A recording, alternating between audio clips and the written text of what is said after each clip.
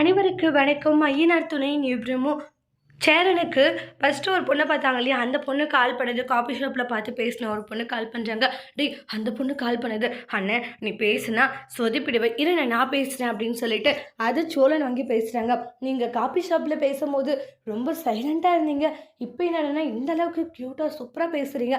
அப்படிதான் கொஞ்சம் யாராச்சும் இருந்தாங்கன்னா கொஞ்சம் ஷை டைப்பு" அப்படின்ற மாதிரி சொல்றாங்க. "ஓ அப்படியா? சரி சரின்ட்டு" அந்த இடத்துல சோழன் அந்த பொண்ணுகிட்ட செம க்யூட்டா பேசிட்டு இருக்காங்க. "டேய் வேணாடா தெரிஞ்ச பிரச்சனை ஆகுது அண்ணே. சைலண்டாக இருங்க" அப்படின்னு சொல்லிட்டு அந்த இடத்துல சேரன்னு நினச்சிட்டு அந்த பொண்ணுமே அவங்க பேசுகிற எல்லா விஷயங்களையும் கேட்டுக்கிட்டு இருப்பாங்க. ஆனால் இங்கே நம்ம பேசுறது எல்லாமே நம்ம சோழனுக்கு கதையாக அடிச்சு விடுறாங்க. பயங்கரமாக அந்த பொண்ணுக்கிட்ட வளைஞ்சு பேசுகிறாங்க. சின்ன இவன் இப்படி பேசுகிறானே, தேவையில்லாத பிரச்சனையை உருவாக்கிடுவானோ அப்படின்ட்டு ஃபன் பண்ணிக்கிட்டு இருக்காங்க நம்மளுடைய சோழன். ஆனால் சேரனுக்கு ஒரு மாதிரி பதட்டமாகவே இருந்துகிட்ருக்கு. எங்கே பிரச்சனை ஆகிடுமோ, ஏதாச்சும் நடந்துருமோ அப்படின்னு சொல்லிட்டு ஒரு பயத்தோடையே தான் இருந்துக்கிட்டு இருக்காங்க சேரன். இந்த பொண்ணாச்சு நம்மளுடைய சேரனுக்கு செட் ஆக போதா, இல்லை இந்த பொண்ணுமே ஃபெயிலியர் ஆக போதா? கடைசியில் கார்த்திகா தான் நம்ம சேரனுக்கு செட் ஆகுவாங்க தெரிஞ்சு போச்சு. பல தடைகளை தாண்டி எப்படி அதை திருமணம் நடக்க போகுதுன்ட்டு வெயிட் பண்ணி பார்க்கலாம். தேங்க்யூ.